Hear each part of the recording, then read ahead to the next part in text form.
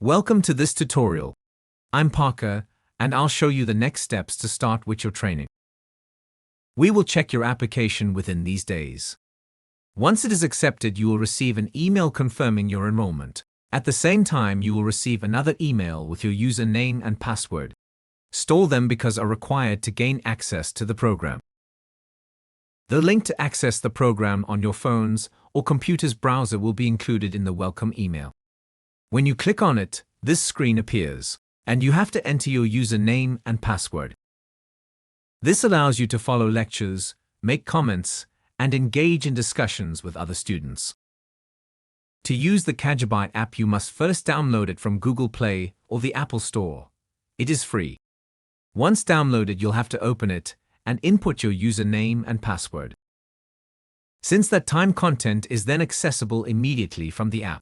You will be able to scroll through the lectures, listen to and reprise the speech, comment and communicate with other students. If you have any access issues, please contact us.